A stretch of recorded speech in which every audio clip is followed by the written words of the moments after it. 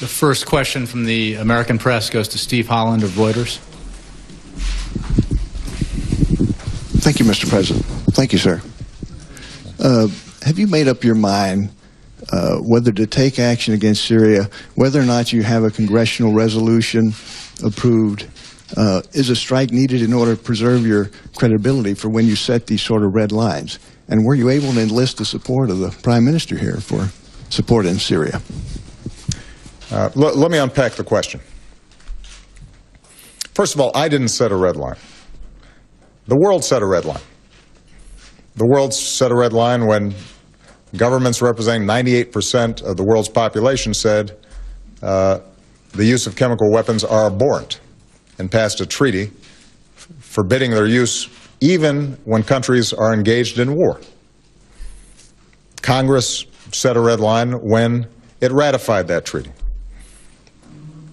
Congress set a red line when it indicated that in a piece of legislation titled the Syria Accountability Act that some of the horrendous things that are happening on the ground there need to be answered for. And so when I said in a press conference that my calculus about what's happening in Syria would be altered by the use of chemical weapons, which the overwhelming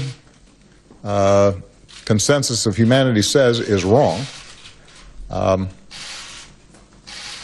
wasn't something I just kind of made up. I didn't pluck it out of thin air. There's a reason for it. So that's point number one. Point number two, my credibility is not on the line. The international community's credibility is on the line. And America and Congress's credibility is on the line because we give lip service to the notion that these international norms are important.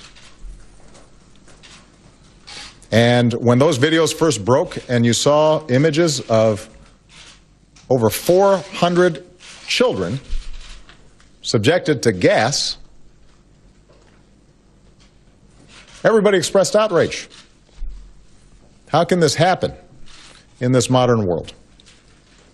Well, it happened because a government chose to deploy these deadly weapons on civilian populations.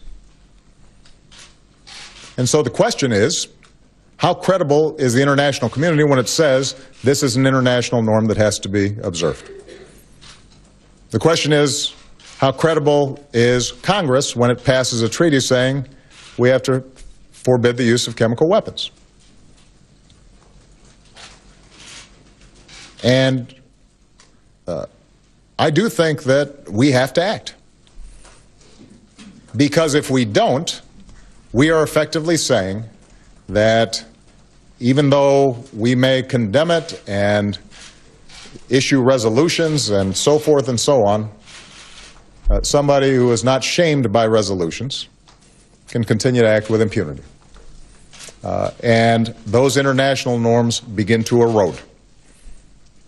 And other despots and authoritarian regimes can start looking and saying, that's something we can get away with.